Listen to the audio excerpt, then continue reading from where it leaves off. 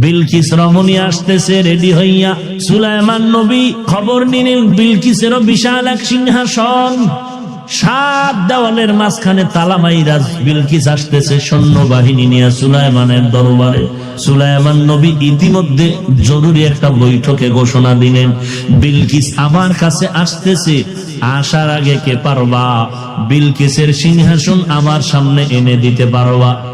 ক্বালা ইফরিতুম মিনাল জিন, জিনের মধ্যে ইফরিত নামের একজন দাঁড়ায় বলে আমি পারবো। টাইম কত? বলে আপনার মিটিং শুরু হয়েছে, শেষ হওয়ার আগে বলে হবে না, আরো আগে চাই। এইবার কেউ পারে না। হঠাৎ একজন বান্দা দাঁড়ায় গেলেন, ওই বান্দা মানুষ, জিনে পারে না, মানুষ দাঁড়ায় বলে আমি পারবো যদি আল্লাহ তৌফিক দেয়। সুলাইমান নবী বললেন কতটুকু সময় লাগবে? বলে আমার সময় হলো আপনি চোখটা বন্ধ করবেন আর খুলবেন, তাকায় দেখবেন সিংহাসন হাজির। এটা কেমনে সম্ভব? সুলাইমান আলাইহিস সালাম জমিন থেকে 9 মাইল উপর দিয়া যায়, সিংহাসন চলছে। হঠাৎ করে গর্তের পিপিলিকার আওয়াজ, 9 মাইল উপরে সুলাইমান নবী শুনিয়া ফাতাবাসসামা, মুস্কি হাসলেন। এরপরে বলে এই সিংহাসন জমিনের মধ্যে ল্যান্ড করো। জমিনে থামলো। সুলাইমান নবী পিপিলিকার কাহিনীগুলো শুনতেছেন। এর মধ্যে নবীর দরবারে একটা পাখি ছিল, হুদহুদ নামের একটা প্রাণী। ও হলো পানির দায়িত্বে, নাকটা লাগায় দেখবে কোথায় পানি আছে, হুদহুদ বলে দেওয়ার পর নবী সুলাইমান বলতেন জিনদেরকে তাড়াতাড়ি মাটি খনন করে পানি উঠা, ওযু করব, নামাজ পড়ব। হুদহুদ চলে গেল নবীর অজান্তে। আর এক রানী বিলকিসের এলাকায় হুদহুদরে না পাইয়া সুলাইমান নবী চিৎকার করে বলেন কই গেল? মাল ইয়ালা আরাল হুদহুদ, কি হলো যে আমার হুদহুদকে দেখি না কেন? আমি আজকে ওকে কঠিন শাস্তি দিব, জবাই দিব। হুদহুদ উপরে ওইটা বিলকিসের ঘটনা নিয়ে আসতে হাজির। ওই পাখিদের মধ্যে, প্রাণীদের মধ্যে উপদেষ্টা হলো ঈগল পাখি। সুলাইমান নবী কয় ঈগল গিয়া দেখ হুদহুদ কই, কানে ধরে নিয়ে আস। ঈগল পাখি উপরে ওইটা মারাত্মক অবস্থা, চোখ গরম করে হুদহুদরে ধমকায়, গেলি কই তোর আজ খবর আছে? কিসের খবর? বলে সুলাইমান নবী আমার অর্ডার করেছে তাড়াতাড়ি যাও, তোমাকে কঠিন শাস্তি দিবে। এই কথা শুনে বলে ঠিক আছে নবী সুলাইমান আমারে শাস্তি দিবে, তুই কেন চোখ গোড়াও? এবার সুলাইমান নবীর কাছে আসলেন। আসার পরে সুলাইমান নবীকে বললেন ও নবী, আমি আজকে এমন একটা খবর আপনাকে দিব যেই সম্পর্কে আপনিও জানেন না, নবী হইছেন জানেন না। কেন নবী জানেন না? আপনি গাইবের মালিক না। সুলাইমান নবী কয় কি জানি না বল। বলে আপনার এই দেশের মধ্যে, রাষ্ট্রের মধ্যে এক মহিলা রাষ্ট্রপ্রধান হয়ে আছে। চিঠি লিখলেন ইন্নাহু মিন সুলাইমান ওয়া ইন্নাহু বিসমিল্লাহির রহমানির রহিম, চিঠি পৌঁছায় দাও। লম্বা কথা, শেষ পর্যন্ত নবী দাওয়াত দিলেন বিলকিস রমণী তাড়াতাড়ি মাথা নত করে এসে আমার কাছে মুসলমান হয়ে যাও। বিলকিস রমণী আসতেছে রেডি হইয়া। সুলাইমান নবী খবর নিলেন বিলকিসেরও বিশাল এক সিংহাসন, 7 দেওয়ালের মাঝখানে তালা মাইরা বিলকিস আসতেছে সৈন্যবাহিনী নিয়ে সুলাইমানের দরবারে। মাঝখানে বহু ঘটনা ঘটে গেল। সুলাইমান নবী ইতিমধ্যে জরুরি একটা বৈঠকে ঘোষণা দিলেন, বিলকিস আমার কাছে আসতেছে, আসার আগে কে পারবা বিলকিসের সিংহাসন আমার সামনে এনে দিতে পারবা? ক্বালা ইফরিতুম মিনাল জিন, জিনের মধ্যে ইফরিত নামের একজন দাঁড়ায় বলে আমি পারবো। টাইম কত? বলে আপনার মিটিং শুরু হয়েছে, শেষ হওয়ার আগে বলে হবে না, আরো আগে চাই। এইবার কেউ পারে না। হঠাৎ একজন বান্দা দাঁড়ায় গেলেন, ওই বান্দা মানুষ, জিনে পারে না, মানুষ দাঁড়ায় বলে আমি পারবো যদি আল্লাহ তৌফিক দেয়। সুলাইমান নবী বললেন কতটুকু সময় লাগবে? বলে আমার সময় হলো আপনি চোখটা বন্ধ করবেন আর খুলবেন, তাকায় দেখবেন সিংহাসন হাজির। ইলমে রাহে জাজু করদন বেহিসাব, খলকে রাদাদন জওবে বাসওয়া। পটিয়ার মুফতি আজিজুল হক রহমাতুল্লাহ আলাইহি তাহাজ্জুদে দাঁড়ায় গেলেন, ওখান থেকে চোখের পলকে চলে গেলেন আফ্রিকার জঙ্গলে। এটা কেমনে হয়, কেমনে হয়, কেমনে হয়? এক নাম্বার জবাব এটা এমনিই হয়। দুই নাম্বার জবাব হলো, সুলাইমান নবীর সামনে বিলকিসের সিংহাসন যদি একটা মানুষ বান্দা যদি তাকওয়ার পাওয়ার দিয়া চোখের পলকে এনে দিতে পারে, তাকওয়ার পাওয়ার দিয়া মুফতি আজিজুল হক কেন এক পলকে আফ্রিকা যেতে পারে না? औलियारा कारे उक़बा इख्तियार, जाहिलारा कारे दुनिया इख्तियार। माइले मोमिन सोए मोमिन मिशावत, माइले काफिर सोए काफिर मिशावत। আল্লাহ পাক বলেন, বান্দা আমাকে দেখে দেখে ইবাদত করো, এর নাম হলো মুশাহাদা। যদি আল্লাহকে দেখতে না পাও, এতটুকু নিয়ত করে ইবাদত করো যে আল্লাহ তোমাকে আমাকে দেখতেছেন, আমি যেখানে আছি আল্লাহ দেখেন, আল্লাহ দেখেন, আল্লাহ দেখেন। এই জিকির অন্তরে ঢুকাও। কেউ দেখে না, কেউ দেখে না, কেউ জানে না, কেউ শুনে না, সব জানেন, সব দেখেন, সব শুনেন কে? আমার আল্লাহ সব দেখতেছেন, আমি কি করতেছি, আমার মনের পরিকল্পনা কি, কেউ জানে না। কে জানেন? আমার আল্লাহ দেখতেছেন মনে করে ইবাদত করার নাম হলো মুরাকাবা।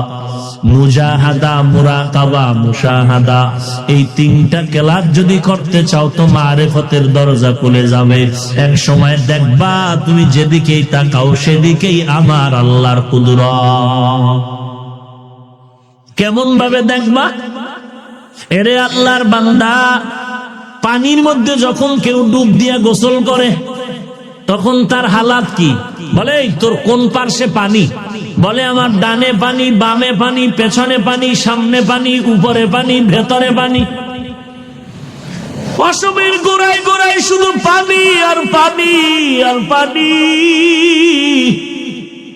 ওরে এই জমিনের মধ্যে একদল মানুষ আছে, ওই শামসুল হক ফরিদপুরি রহমাতুল্লাহ আলাইহি বলেন, দুনিয়ার সবাই পাগলের দল।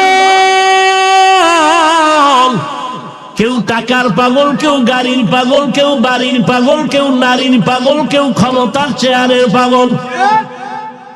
আর একদল মানুষ এই জমিনে সেরা আমার আল্লাহ তাআলার পাগল। এরা শুধু আমার আল্লাহর পাগল। যে গাড়ির পাগল সে গাড়ি তালাশ করে, যে বাড়ির পাগল সে বাড়ির ধ্যান করে, যেই বান্দা টাকার পাগল সে টাকার ধ্যান করে, যেই বান্দা বাড়ির পাগল সে বাড়ির ধ্যান করে। আর যেই পাগলগুলো আবার মাওলার পাগল, ওই বান্দা হাঁটতে চলতে সবসময় ধ্যান করে আবার মাওলা। ওই বান্দা যেদিকে তাকায় শুধু তাকায় আমার আল্লাহ। আমার আল্লাহর কুদরত নিয়ে বান্দা গবেষণা করে। ওই বান্দা ধ্যান করতে করতে করতে করতে এমন একটা পর্যায়ে এসে যায়, তখন বান্দা ডানে তাকায় দেখে আমার মালিক। ওই বান্দা বামে দেখে আমার আল্লাহ, সামনে পেছনে আল্লাহর কুদরত দেখতে পায়। এইটা সাধনা ছাড়া সম্ভব না। আর একজন আল্লাহ ওয়ালার সোহবতে না গেলে হবে না। মাইলে মোমেন সোয়ে মোমেন মিশাওয়াত, মাইলে কাফের সোয়ে কাফের মিশাওয়াত। ওয়াল্লাযীনা জাহাদু ফীনা লানাহদিয়ান্নাহুম সুবুলানা ওয়া ইন্নাল্লাহা লামাআল মুহসিনিন।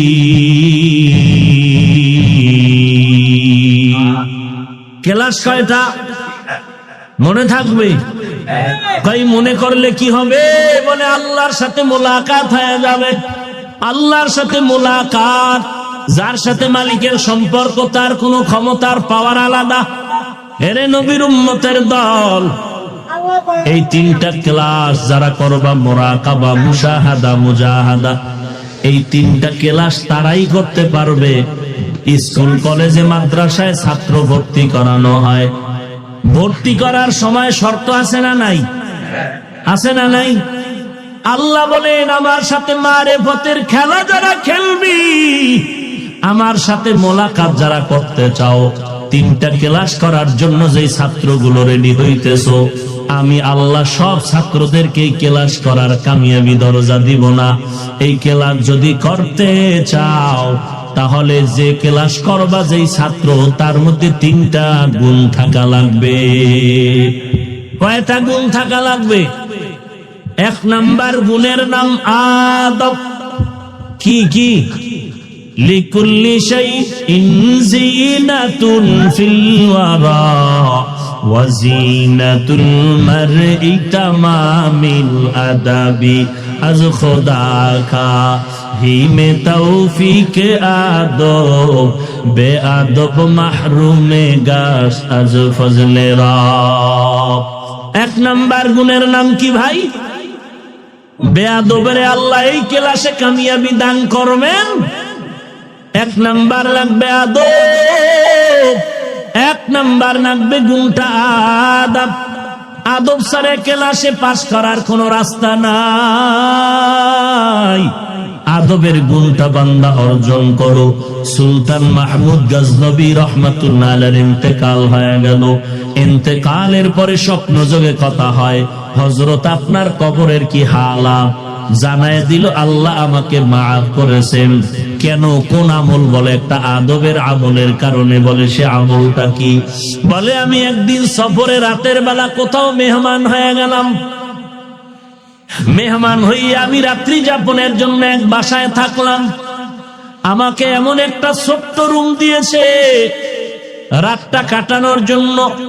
আমি এমন একটা রুমের মধ্যে শুয়ে পড়লাম। হঠাৎ তাকায় দেখি আমার পায়ের কিনারে কোরআন শরীফ একটা তাকের উপরে। আমি চিন্তা করলাম এই রুমে আমি ঘুমায় থাকবো, আর আমার রুমে পায়ের পাশে আমার কোরআন শরীফ থাকবে তাকের উপরে। তা হয় না। আমি কোরআন শরীফটা হাতে নিলাম, নিয়ে আমি বের হইলাম কোরআন শরীফ আর একটা রুমে রাখিয়া আসি। কিন্তু কিছু দূর যাওয়ার পরে দিলের মধ্যে আবার জবাব আসতেছে, আরে সুলতান মাহমুদের থেকে কোরআনের দাম তো অনেক বেশি, অতএব আমি নিজে আরামে ঘুমানোর জন্য কোরআন শরীফ আর এক রুমে রাখতেছি, তা তো হয় না। বরং কোরআনটা তার জায়গায় থাকবে, প্রয়োজনে আমি ময়লা জায়গায় গিয়া ঘুমাবো। আল্লাহর বান্দা সুলতান মাহমুদ গজনবী কোরআন শরীফটা নিয়ে আবার রুমে চলে গেলেন। রুমে কোরআন শরীফ জায়গা মতো রাইখা তিনি আলাদা একটা অপরিচ্ছন্ন রুমে বিছানা করে ঘুমায় গেলেন। এই যে আমলটা আদব রক্ষা করলেন, কোরআনের আজমত রক্ষা করলেন। সুলতান মাহমুদ বলেন আল্লাহ পাকে আদব রক্ষায় আমাকে কবরে মাফ করে দিয়েছে। লিকুল্লি শাইইন জিনাতুন ফিল ওয়ারা ওয়া জিনাতুল মারই তামামিল আদাবি আজ খোদা কা হি মে তৌফিক আদব বে আদব মাহরুমে গাশ আজ ফজলে রব। এরে নবীর উম্মতের দাত, আদবওয়ালা জিন্দেগির বড় দাম। রাহমাতুল লিল আলামিন বলেন আল্লামানি রব্বি ফাআহসানা তালিমি আদাবানি রব্বি ফাআহসানা তাদিবি। আল্লাহ আমাকে ইলম শিক্ষা দিয়েছেন, আদব শিক্ষা দিয়েছেন। আল্লাহর শিক্ষা দেওয়া ইলম আর আদব কতই না সুন্দর। যেই লোকটার মধ্যে আদব নাই তার কোনো দাম নাই, যত বড় শিক্ষিত হোক না কেন। আর একটা মূর্খ লোকের মধ্যেও যদি বিনয়ী থাকে, আদব থাকে, তার সবাই সম্মান করে। আদবওয়ালা জিন্দেগির বড় দাম। এরপরে বলে বান্দা তুমি যদি 3টা ক্লাস করতে চাও 3টা গুণ লাগবে। 1 নাম্বার গুণের নাম আদব, 2 নাম্বার গুণের নাম হলো ধৈর্য। ধৈর্য ছাড়া তুমি এই ক্লাস করতে পারবা না। আর ধৈর্য ধারণ করলে লাভ কি জানো? বিনা হিসাবে হাসরের দিন আল্লাহ বলবে জান্নাতে যা। ইন্নামা ইউওয়াফাস সাবিরুনা আজরাহুম বিগাইরি হিসাব।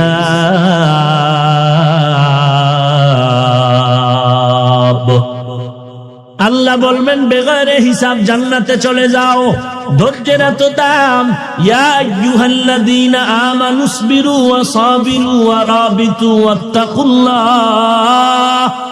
وَلَنَبْلُوَنَّكُمْ بِشَيْءٍ مِّنَ الْخَوْفِ وَالْجُوعِ وَنَقْصٍ مِّنَ الْأَمْوَالِ وَالْأَنفُسِ وَالثَّمَرَاتِ وَبَشِّرِ الصَّابِرِينَ।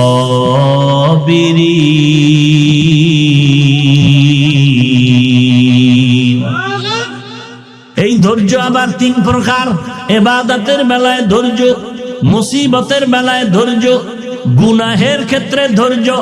ধৈর্য বড় দামি এক সম্পদের নাম। এর নবীর উম্মতের দল, ধৈর্য ধারণ করে সামনে আগাও।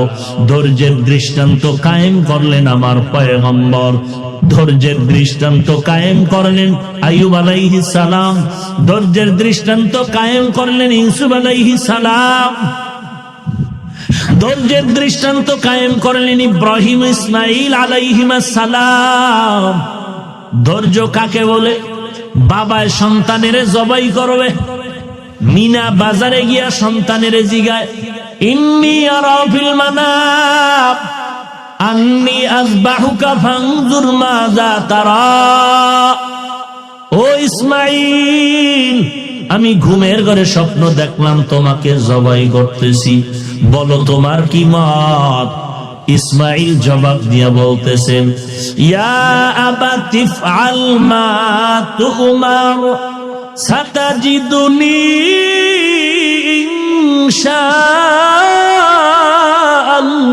ইনশাআল্লাহ ইনশাআল্লাহু মিনাস সাবিরিন।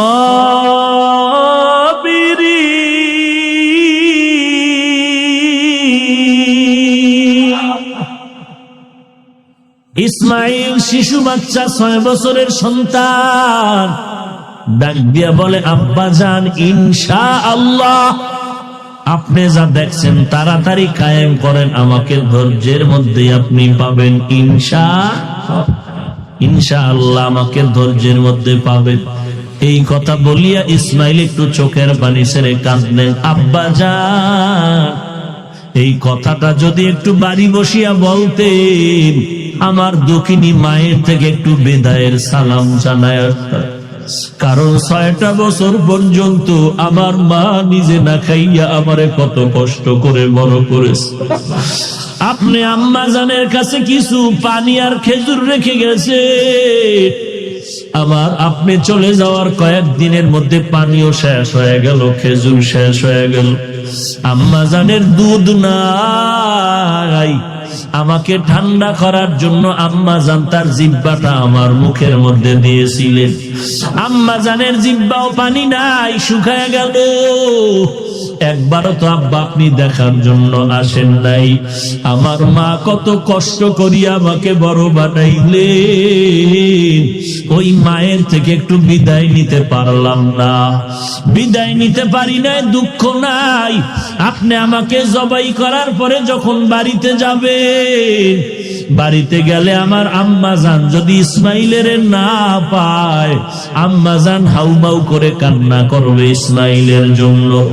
আমি ইসমাইলের পক্ষ থেকে আমার মাকে সালাম দিবেন আর বলবেন, কিয়ামতের ময়দানে সন্তানের সাথে মোলাকাত হয়ে যাবে। আব্বা জান, আপনি আমাকে জবাই করার আগে আমার হাতে পায়ে রশি দিয়া ভালো করে বাঁধবেন, কারণ জবাই করার সময় যদি আমার হাতে পায়ের নড়াচড়া আপনার শরীরে লাগে, বেয়াদবি হয়ে যাবে।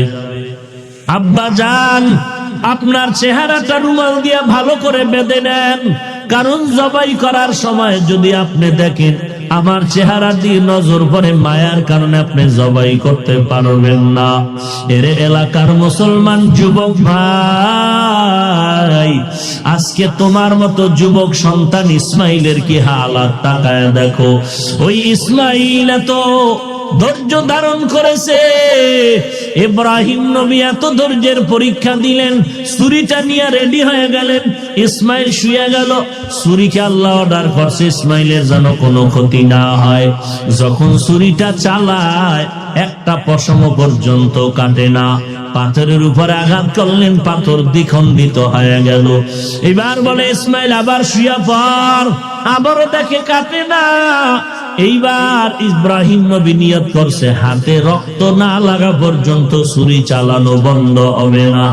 আল্লাহ ডাক দিয়া কয় জিবরাইল জলদি করে যাও, আমার ইসমাইলের সরাইয়া বেহেশত থেকে একটা দুম্বা নিয়া যাও। দুম্বা নিয়া আমার ইসমাইলের পরিবর্তে দুম্বা ছুরির নিচে লাগায়া দাও। ছুরির নিচে যখন লাগায়া দিল, ইব্রাহিম নবী ছুরি দিয়া যখন রক্ত হাতে লাগলো, শুকরিয়া আদায় করলেন যে ইসমাইল জবাই হয়ে গেল। কিন্তু তাকায়া দেখে না না, অপরিচিত একটা জানোয়ার জবাই হলো, ইসমাইল পাশে দাঁড়িয়ে আছে। যখন আবার ডাকছে বাবা আয় আয়, আল্লাহ ওহী নাজিল করে বলে ইব্রাহিম আর লাগবে না, তাড়াতাড়ি বাড়িতে যাও। হাজেরা কান্না করতেছে, ইসমাইলের জন্য কাঁদে, তাড়াতাড়ি যাও, ইসমাইলের মায়ের কোলে ফিরায় দাও। এরে নবীর উম্মতের দল, ধৈর্য বড় দামি একটা সম্পদ। এই ধৈর্য সারা বান্দা তুমি কামিয়াবির দরজা খোলা পাইবা না রে বাবা। তিনটা গুণ থাকলে বান্দা মারেফতের ক্লাস করতে পারবা। 1 নাম্বার গুণের নাম আদব, 2 নাম্বার গুণের নাম হলো ধৈর্য, 3 নাম্বার গুণের নাম তওবা, চোখের পানি। কান্নাওয়ালা কান্নাওয়ালা তওবা, তওবা কান্নাওয়ালা চোখের পানির এত দাম। বাচ্চা শুধু কান্না করে কান্না করে, মাকে বলতে পারে না মা খানা দাও, মাকে বলতে পারে না মা আমারে বাথরুমে নাও। শুধু কান্নার আওয়াজ, শুধু কান্নার আওয়াজ, কান্নার আওয়াজ। একটা কান্নার আওয়াজ দিয়া বাচ্চা মায়ের থেকে সবকিছু আদায় করে নিল। ওই বাচ্চার কান্নায় মায় বুঝতে পারল এখন খানা চায়, বাচ্চার কান্নায় শুধু মা বুঝতে পারে এখন ঘুম যাবে, বাচ্চার কান্নায় মা বুঝতে পারে এখন বাথরুমে যাবে। আল্লাহ কয় এই বান্দা, তুই ছোটবেলা যখন কান্না করছো বাচ্চা আম্মু বলেও ডাকতে পারো না, তোর একটা বুঝি শুধু কান্নার আওয়াজ। ওই কান্না দিয়া তোর মায়ের থেকে যদি সব দাবি আদায় করতে পারো, ওই মায়ের থেকে আমি আল্লাহর মায়া কি কম, আমি আল্লাহর কি মায়া কম। আমি মাওলার কাছে যদি চোখের পানি ছেড়ে দাও, আমি আল্লাহ তোর দাবি কেন পূরণ করব না? একটু চোখের পানি ছেড়ে দে রে যুবক। এরে বান্দা, চোখের পানি ছাড়া জাহান্নামের আগুন ঠান্ডা হবে না। দুনিয়ার ঘরে আগুন লাগলে যেমন পানি ছাড়া ঠান্ডা হয় না, ওরে গুনাহগারের জন্য জাহান্নামের আগুন। আল্লাহর কোরআনের মিথ্যা মনে করিস না রে যুবক, আল্লাহর নবীর কথা মিথ্যা মনে করিও না রে ভাই। ওরে নেক আমলওয়ালারা জান্নাত পাবে, গুনাহগারেরা জাহান্নামে যাবে। কেমন জাহান্নাম? আল্লাহ বলেন নারুল্লাহিল মুকাদা আল্লাতী তাত্তালিউ আলাল আফইদা। দুনিয়ার আগুন হাতে লাগলে হাত জ্বলে, পায়ে লাগলে পাও জ্বলে, কিন্তু জাহান্নামের আগুন এমন মারাত্মক, শরীরের যে কোনো জায়গা লাগা মাত্র কলিজা পর্যন্ত ভুনা হয়ে যাবে। এরে বান্দা, সহ্য করতে পারবি না? পায়ে হাত রেখে বলি তওবা করো যুবক। তোমার আমার মতো কত যুবক স্কুলে পড়ে, কলেজে পড়ে, 1 ওয়াক্ত নামাজও বাদ দেয় না, আছে না নাই? তোমার আমার মতো যুবক র‍্যাব আর্মি পুলিশ বিডিআরের চাকরি করে, নামাজ বাদ দেয় না, আছে না নাই? তোমার আমার মতো কত যুবক স্কুল কলেজে পড়ে, ড্রাইভারি করে, ব্যবসা করে, 1 ওয়াক্ত নামাজ বাদ দেয় না। তোমার আমার মতো যুবক কোটি টাকার মালিক, ব্যবসা করে, 1 ওয়াক্ত নামাজ বাদ দেয় না, হারাম খায় না। ও যুবক ভাই, যদি পাও 2টা গাইয়া দাও, আমি পায়ে হাত ধরিয়া বলবো আর নামাজ বাদ দিস না রে যুবক। ওরে বেনামাজি হইয়া কবরে গেলে কি আযাব! আমার নবী বলেন ওই বেনামাজির কবরে 2 পার্শ্বের মাটির চাপ, 1টা নয়, 2টা নয়, 70 থেকে 99টা সাপের কামড়। ওই কবরে জাহান্নামের আগুন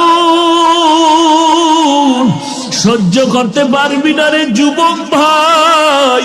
ওরে কয়দিন আর যৌবনের বাহাদুরি করবি, কখন জানি আজরাইল আসিয়া জীবনটা নিয়ে যায়। ওরে মা বাবার সামনে সন্তানের লাশ, সন্তানের সামনে মা বাবার লাশ। মারার আগে তওবা কর, আর জীবনে নামাজ ছাড়বো না, আর মা বাবারে কষ্ট দিব না, আর আলেম ওলামাদের বিরোধিতা করব না, আর কোনদিন গুনাহ করব না। 5 ওয়াক্ত নামাজ পড়বো, দেশের বিরুদ্ধে জাতির বিরুদ্ধে ষড়যন্ত্র আর করব না। ওরে তওবা করার যদি পাক্কা নিয়ত হয়, মুনাফিকি যদি না থাকে, গলায় ছুরি আসবে, মরে যাব, তারপরও নামাজ ছাড়বো না, নবীর সুন্নতের বিরোধিতা করব না। যদি পাক্কা নিয়ত হয়, খাঁটি তওবার নিয়তে দুটো হাত আমার আল্লাহকে দেখায়া দাও। আয় আল্লাহ, সবার হাত আপনি কবুল করে নেন। আয় আল্লাহ, তওবা কবুল করে নেন। তওবার উপরে মজবুত হয়ে চলার তৌফিক দান করেন, আমিন। ওয়া মা খালাকতুল জিন্না ওয়াল ইনসা ইল্লা লিয়াবুদুন। মা খালাকতুল জিন্না ওয়াল ইনসা বিখা জুজ ইবাদাত নিস্তে মাকসুদ আজ্জাহা। এই আয়াতের ব্যাখ্যা ওলামায়ে কেরাম ভুল হলে ধরায় দেন। আল্লাহ পাক বলেন, আমি মানুষ আর জিনকে সৃষ্টি করি না, হ্যাঁ করেছি আমার ইবাদতের জন্য। অধিকাংশ মুফাসসিরিনে কেরাম লিয়াবুদুনের ব্যাখ্যায় লিখেছেন আয় লিয়ারিফুন। আরাফা ইয়ারিফু থেকে মারিফাত, মারিফাত মানে পরিচয় লাভ করা। তাহলে আয়াত কি হলো? মা খালাকতুল জিন্না ওয়াল ইনসা ইল্লা লিয়ারিফুন। অর্থ হলো আমি মানুষ আর জিন প্রেরণ করেছি আমার পরিচয় লাভের জন্য। কারণ আল্লাহর পরিচয় মানুষ দিতেছে, অন্য মাখলুক আল্লাহর পরিচয় এভাবে দিতে পারতেছে না মানুষ যেভাবে দিতে পারতেছে। এ কারণে মানুষ হলো সৃষ্টির শ্রেষ্ঠ, এদের মতো শ্রেষ্ঠত্বের মর্যাদা আর কেউ নাই। তাহলে এই মারিফতের কথা কোরআনে আছে না নাই? আছে। তাহলে যারা বলবে মারিফত বলতে কিছু নাই তারা ভণ্ড। এদেরকে যারা ভণ্ড বলে না তারাও ভণ্ড। আর একদল মারিফত নিয়ে ভণ্ড আছে, এরা বলে মারিফত আমার আসল পথ, শরীয়ত বলতে কিছু নাই। এরাও ভণ্ড। এই লোক এই সমাজে আছে না নাই? 40 দিন গোসল করে না, বটগাছ তলা বয়া সাধনা করে। বটগাছে যেমন জ্বর, এই মারিফতের সম্রাটের চুলেও তেমন জ্বর। গায়ে সালার চট, দুপার্শ্বে গাঞ্জার বট। এ হলো মারিফতের সম্রাট। পেছন দিক দিয়া তাকাইলে বোঝা যাবে না যে লেডিস না জন্ডিস। চুল মহিলার থেকেও লম্বা। আছে না নাই? মাঝে মাঝে গাড়িতে উঠা কোথাও যায়, ভ্রমণ করে, বাবার দরবারে যায়।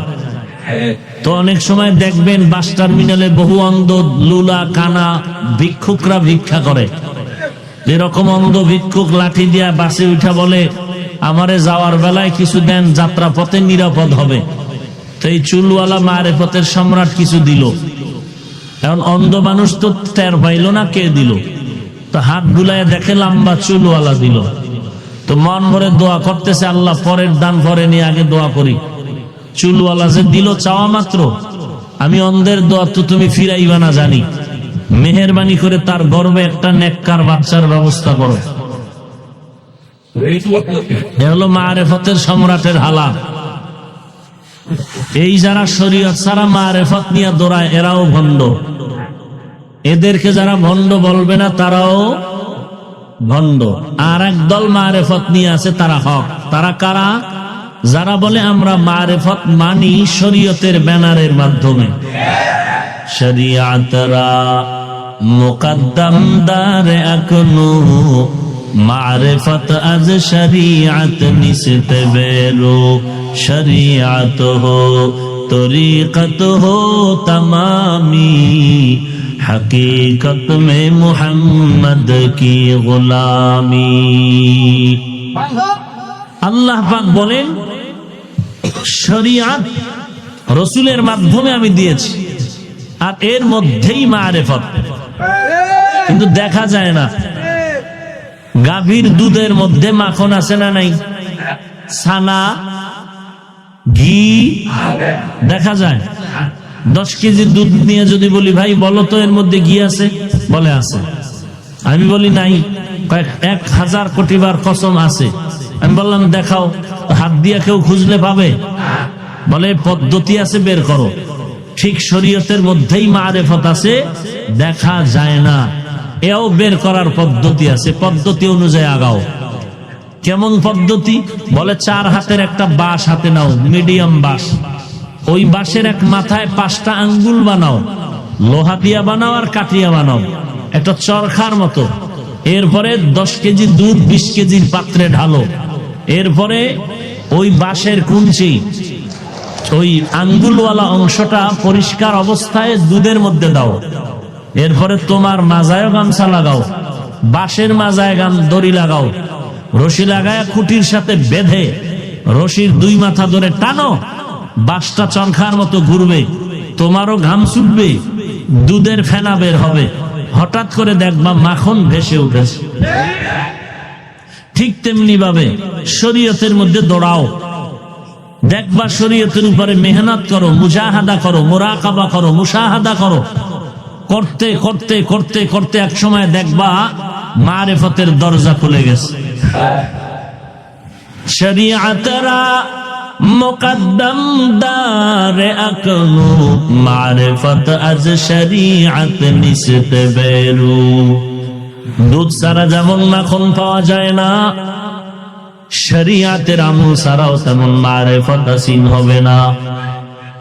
তবে দুধের মধ্যে যদি মাখন বের করতে চাও, মেহনত আর মুশাক্কাত মুজাহাদা ছাড়া যেমন হবে না, শরিয়াতের মধ্যে যদি মারিফতের দরজা খুলে আল্লাহর সাথে মোলাকাত করতে চাও, তাহলে তোমার 3টা ক্লাস করা লাগবে, না হয় পারবা না। কয়টা ক্লাস? 1 নাম্বার ক্লাসের নাম মুজাহাদা, 2 নাম্বার ক্লাসের নাম হলো মুরাকাবা, 3 নাম্বার ক্লাসের নাম হলো মুশাহাদা। মুজাহাদা মানে আল্লাহর মারিফত পাওয়ার চেষ্টা করা, মুরাকাবা মানে আল্লাহ পাওয়ার জন্য মারিফতের সাধনা করা। 3 নাম্বার ক্লাসের নাম মুশাহাদা। মুশাহাদা মানে হলো আল্লাহর দর্শন লাভের জন্য, মোলাকাতের জন্য বান্দা অবস্থান নেওয়া। এরে নবীর উম্মতের দল, এই মুজাহাদার দলিল কই পাইলাম? মুরাকাবার দলিল কই পাইলাম? মুশাহাদার দলিল কই পাইলাম? সূরা আনকাবুতের আয়াত হলো এর দলিল। ওয়াল্লাযীনা জাহাদু ফীনা লানাহদিয়ান্নাহুম সুবুলানা। এ হলো মুজাহাদার দলিল। রইল মুরাকাবা আর মুশাহাদা, এই 2টার ইশারাতান দলিল হলো ওয়া ইন্নাল্লাহা লামা'আল মুহসিনিন। এই কালামে জিন্দা কুরআনে হাকিম, হিকমতে উলা ইয়াজালসতু কদিম, জামিউল ইলম ফিল কুরআনে হাকিম, তাকাসারাত আনহু আফহামুর রিজালি। মুজাহাদা মানে আল্লাহ পাওয়ার চেষ্টা করা, মুরাকাবা মানে আল্লাহর মারিফতের ধ্যান করা, মুশাহাদা মানে আল্লাহর মারিফত লাভ করা। পয়গম্বর আরবি সাল্লাল্লাহু আলাইহি ওয়া আলিহি ওয়াসাল্লাম 40 বছর পেরিয়ে যাওয়ার পরে আল্লাহ কোরআনের শরিয়াতের দলিল দিয়া দিলেন। 40 বছর পর্যন্ত তো একটা বান্দা অবুঝনা শিশু না। নবীর উপরে 40 বছরে কোরআন আসে নাই, কোনো দাওয়াতের কাজ নবী করেন নাই। তো নবী এই দীর্ঘ 40 বছর কি করলেন? পয়গম্বর বলেন, হে উম্মত, বাইতুল্লাহর দূরে একটি পাহাড়, ওই পাহাড়ের হেরা গুহার মধ্যে আমি নবী হেঁটে হেঁটে গিয়ে ওই হেরা গুহা পাহাড় বেয়ে উপরে উঠে ওই গর্তের মধ্যে নেমে নেমে আমি বাইতুল্লাহর দিকে আমার চেহারাটা ঘুরাইয়া আমি আল্লাহ একদিন, আমি নবী একদিন দুদিন, একদিন দুদিন, 4 দিন 7 দিন পর্যন্ত আমি ওখানে বসে বসে শুধু সময় কাটাইতাম আল্লাহর মারিফত অর্জনের জন্য। শরীআতরা মুকদ্দম দার আকনু মারিফত আজ শরীআত নিশতে বেরু। আল্লাহর মারিফত অর্জন, আল্লাহর পরিচয় লাভের জন্য বাবা 3টা ক্লাস করতে হবে। 1 নাম্বার ক্লাসের নাম মুজাহাদা, 2 নাম্বার ক্লাসের নাম মুরাকাবা, 3 নাম্বার ক্লাসের নাম মুশাহাদা। মুরাকাবার মুশাহাদার দলিল ওয়া ইন্নাল্লাহা লামাআল মুহসিনিন। আল্লাহ বলেন আমি মুহসিনদের সাথেই থাকি। মুহসিন কারা? যাদের মধ্যে ইহসানের গুণ আছে। ইহসান, ইহসান কাকে বলে? আল্লাহর নবীকে জিবরাইল আমিন প্রশ্ন করলেন, ইহসান কি জিনিস? হাদিসে জিবরাইলের মধ্যে নবী ইহসানের বয়ান করেন, আন তা'বুদাল্লাহা কাআন্নাকা তারাহ ফাইন লাম তাকুন তারাহ ফাইন্নাহু ইয়ারাক। এরে বান্দা, আল্লাহর ইবাদত তুমি এমন ভাবে করবা যেন তুমি আল্লাহকে দেখে দেখে আল্লাহরে সিজদা করো, আল্লাহকে দেখে দেখে তুমি নামাজের কিরাত পড়ো, আল্লাহকে দেখে দেখে ইবাদত করো। যদি বান্দা তুমি আমলের দুর্বলতার কারণে আল্লাহকে দেখতে না পাও, এতটুকু নিয়ত করো, যদিও তুমি আল্লাহকে দেখো না, তবে আল্লাহ তোমাকে আমাকে তাকায় সব দেখতেছেন। আল্লাহকে দেখে দেখে ইবাদত করার নাম হলো মুশাহাদা। আর আল্লাহ দেখতেছেন এই ধ্যানে নামাজ ইবাদত করার নাম হলো মুরাকাবা। পয়গম্বরের সাহাবী হযরত আলী রাদিয়াল্লাহু তাআলা কেউ জিজ্ঞাসা করলেন, ওরে আলী, তুমি যে আল্লাহর ইবাদত করো, কোনদিন তুমি আল্লাহকে দেখছো নাকি? হযরত আলী বলেন, রে ভাই, আমি এমন আল্লাহর ইবাদত করি না যে আল্লাহকে আমি আলী নিজে দেখি না। তো আল্লাহকে যে দেখে দেখি তুমি আল্লাহর ইবাদত করো, বলো আল্লাহ কেমন? আল্লামা ফরিদউদ্দিন আত্তার রাহমাতুল্লাহ আলাইহি বলেন, আল্লাহ কেমন? হিচে কাসদার মুলকে উ আম্বাজ নেই, কৌলে উরা লাহনে নেই, আওয়াজ নেই। হিচে কাসদার মুলকে উ আম্বাজ নেই, কৌলে उरा लहने नए आवाज नए। तो दिल में तो आता है समझ में नहीं आता, तो दिल में तो आता है समझ में नहीं आता, बस जान लिया मैं तेरे पहचानो यही है, बस जान लिया मैं तेरे पहचानो यही है। আল্লাহর কোনো আকার নাই, কোনো রং নাই, কোনো গ্রাম নাই, কোনো আকৃতি নাই, তবে আল্লাহ কেমন? বলে আল্লাহ কেমন এটা অনুভব করা যায়, বুঝাবার কোনো ভাষা বান্দার জবানে নাই।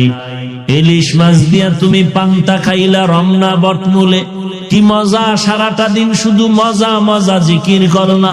কেউ যদি বলে, রে ভাই, তুমি যে ইলিশ মাছ মজা করে খেয়েছো, বারবার জিকির করো মজা মজা মজা, বলো মজাটা কেমন? লম্বা কত হাত, বাটি কত হাত, কালো না সাদা? বলে মজা জিনিসটা অনুভব করা যায়, বুঝাবার কোনো ভাষা আমাদের জানা নাই। আল্লাহ কেমন, আল্লাহর কোনো রং নাই, নাহান নাই, আওয়াজ নাই। ও আল্লাহ কেমন বলে এটা অনুভব করা যায়, বোঝানোর কোনো সুযোগ নাই। তবে আল্লাহকে যদি একটু পেতে চাও, আল্লাহর যদি একটু ঘেরান পেতে চাও, আমার আল্লাহর কুদরতের দিকে নজর করে একটু খেয়াল করো তো আল্লাহর কুদরতের ঘেরান পাইবা। রব্বানা মা খালাকতা হাযা বাতিলা। এরে বান্দা তাকায় দেখ কেমন সুন্দর আসমান, জমিন থেকে 500 বছরের দূরত্বের উপরে আসমান, এক একটা আসমান 500 বছরের মোটা। ওই আসমানটা নবী বলেন আমি মেরাজের রাত্রে ঢুকলাম, আসমানটায় ঢুইকা আল্লাহর অনেক কুদরত আমি দেখলাম। ওখান থেকে আমি আবার উপরে গিয়া দেখলাম 500 বছরের দূরত্ব খালি জায়গা। ওখান থেকে উপরে গিয়া দেখলাম দ্বিতীয় আসমান, ওটাও মোটা 500 বছরের দূর। এর উপরে গেলাম আবার খালি জায়গা 500 বছরের দূরত্ব। এর উপরে গেলাম আবার তৃতীয় আসমান, ওই আসমানটাও মোটা 500 বছর। এর উপরে গেলাম খালি জায়গা। এর উপরে গেলাম 500 বছর দূরত্ব পেরিয়ে চতুর্থ আসমান। চতুর্থ আসমানের দরজা দিয়ে ঢুকিয়া দেখলাম ওই আসমানের মধ্যে আল্লাহ দুনিয়াতে যে আলো দেয় সূর্য, ওই সূর্যটা চতুর্থ আসমানের মধ্যে লাগানো আছে। চতুর্থ আসমানের মধ্যে সূর্য লাগানো। ওখান থেকে 3টা আসমান ভেদ করে জমিনের মানুষের আলো দেয়। 3টা আসমান ভেদ করে কেমনে আলো দেয়? মদিনার নবী বলেন আল্লাহ যত আসমান বানাইছেন প্রত্যেকটা আসমান আল্লাহ স্বচ্ছ গেলাস দ্বারা তৈরি করেছেন। গ্লাস দিয়ে লাইটের উপরে ধরেন 1000 গ্লাস ভেদ করে আলো আসবে। সূর্যটা এমন আলো দেয়। আর আল্লাহ যে স্বচ্ছ গ্লাস দ্বারা আসমান বানাইছেন সেটা কেমন স্বচ্ছ আল্লাহ ভালো জানেন। ওখান থেকে সূর্য আলো দিতেছে। বিজ্ঞানীরা বলে 9,30,00,000 মাইল উপরে এই পৃথিবী নামক গ্রহ থেকে 13 লক্ষ গুণ বড় সূর্য। এর নবীর উম্মতের দল, একটা খুঁটি নাই, কোনো কিছু নাই, এগুলোকে দাঁড় করায় রাখলেন। তিনি হলেন আমার আল্লাহ। या इलाही तू मेरा माबूद है, या इलाही तू मेरा माशूक है, या इलाही तू मेरा सत्तार है, या इलाही तू मेरा गफ्फार है। एरे नबीर उम्मत आशिकेर दल, আল্লাহর কুদরতের দিকে তাকাও। আল্লাহর দেওয়া কুদরত, আসমান জমিন গ্রহ নক্ষত্র, কেমন আল্লাহর কুদরত। তাফাক্কারু ফিল্লাহ ওয়ালা ফি খালকিল্লাহ ওয়ালা তাতাফাক্কারু ফিল্লাহ। আল্লাহ নিয়ে গবেষণা করিও না, আল্লাহর মাখলুকাত নিয়ে গবেষণা করো। এই যে 60-70 বছর, 40 বছর, 30 বছর জবান দিয়া কথা বলো, দুনিয়াতে মাইকে কথা বলি, 2 ঘন্টা মাইক চলে, 4 ঘন্টা চলে, মেশিনটা গরম হয়, ফ্যানের বাতাস দিয়া ঠান্ডা করতে হয়। কিন্তু বান্দা তাকায় দেখ, একটা গাড়ির ইঞ্জিন চলতেছে, বারবার তেল নিতে হয়, গ্যাস নিতে হয়। দুনিয়াতে আসার পর জিহ্বা নাড়ায় নাড়ায় কত কথা সাপ্লাই দিলেন বাঙালি মুসলমান, আজ পর্যন্ত জিহ্বাটা ব্যথা করে না। এই যে কথাগুলো কোন মেশিনে সাপ্লাই হয়, এই মেশিনটা কে বানাইলেন, আর এই মেশিনটা কখনো বন্ধ হলো না, এই মেশিনটার মধ্যে কে তেল দেয়, কে পেট্রোল দেয়, কে অকটেন দেয়, কে গ্যাস ঢুকায়। এর নবীর উম্মতের দল, এগুলো যদি কই তালাশ করো আমার আল্লাহকে, আল্লাহ বলেন ও বান্দা তুই আমার কুদরতের দিয়ে তাকায় দেখ, আমি আল্লাহ খুবই নিকটে। ওয়া নাহনু আকরাবু ইলাইহি মিন হাবলিল ওয়ারিদ, আমি তোর সার রগের থেকে অনেক নিকটে রে বান্দা। ফাইনামা তুআল্লু ফাসাম্মা ওয়াজহুল্লাহ, এরে বান্দা তুই যেদিকেই তাকাও সেদিকেই আমি আল্লাহ। বলে আমি কত নিকটে জানো, তোর মধ্যে তুই তালাশ কর। ওয়াফি أنفسكم أفلا تبصرون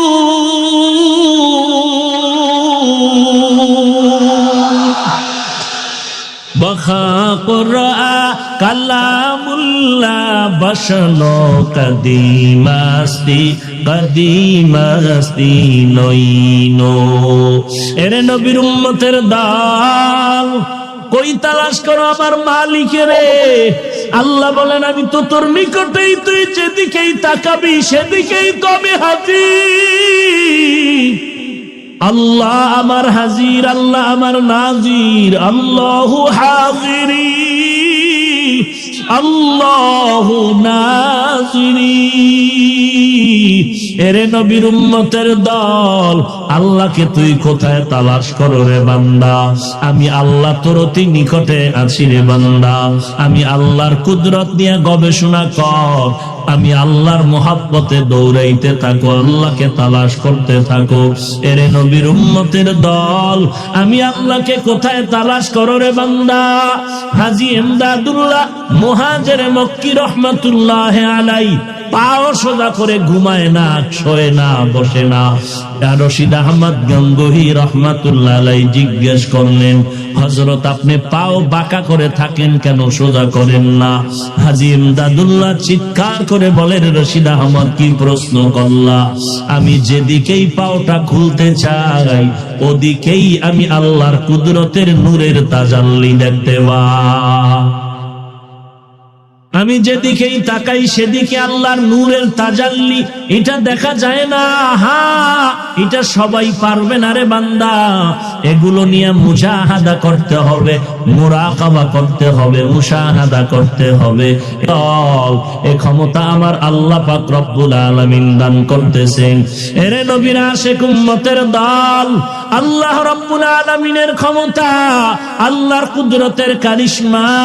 ওয়া ইযা সাআলাকা ইবাদি আন্নী ফাইন্নী করিব উজিবু দাওয়াতাদ দাঈ ইযা দাআন ফালইস্তাজিবু লি ওয়ালইউমিনু বি লাআল্লাহুম ইয়ারশুদুন। এর নবীর আশিক উম্মতের দল, আল্লাহ রাব্বুল আলামিন বলেন আমাকে দেখে দেখে ইবাদত কর। আন তা'বুদাল্লাহা কাআন্নাকা তারাহ ফাইন লাম তাকুন তারাহ ফাইন্নাহু ইয়ারাক। আল্লাহর ইবাদত এমন ভাবে করবি বান্দা তুই সিজদা দিবি আমার মাওলাকে দেখিয়া। বান্দা তুই নামাজে কোরআন পড়বি এই নিয়তে যাবার আল্লাহ তোর সামনে হাজির। আমি আল্লাহর কোরআন পড়তেছি, আমার মালিক শুনতেছেন। আমি সিজদায় পড়ে আছি, আমার মাওলা তো সামনে হাজির। আল্লাহকে হাজির মনে করে আল্লাহকে ডাকো। এরে বান্দা, এর নাম হলো ইহসান। আল্লাহর মোহাব্বত নিয়ে ইবাদত করো, এর নাম হলো ইহসান। ইহসান মানে আল্লাহকে দেখে দেখে ইবাদত করো। আল্লাহকে যদি দেখতে না পাও অতটুকু মনে করো যে আমি আল্লাহকে যদিও দেখি না তবে আল্লাহ আমাকে দেখতেছে। কাদের কুদরত দানি বর কামাল আনতা রব্বি আনতা হাসবি জুল জালাল তুহি কাদের জলিলুল্লাহ জাহাদার বহর হালে তুহি মেরা নিগাহদার। এর নবীর উম্মতের দল, এই দরওয়াজা বড় মারাত্মক। এরে বান্দা, এই দরওয়াজায় পৌঁছতে হলে মুজাহাদা করা লাগবে, মুরাকাবা করা লাগবে, মুশাহাদা করা লাগবে। এই দরজায় সাধনা যারা করেছেন তারা একবার এই দরজা পেয়ে গেল। এই বান্দা হযরত আলী এই দরজা পেলেন, সাহাবায়ে কেরাম এই দরজা পেলেন। এরে নবীর উম্মতের দল, এই দরওয়াজা ইমাম আজম আবু হানিফাকে আল্লাহ দান করলেন।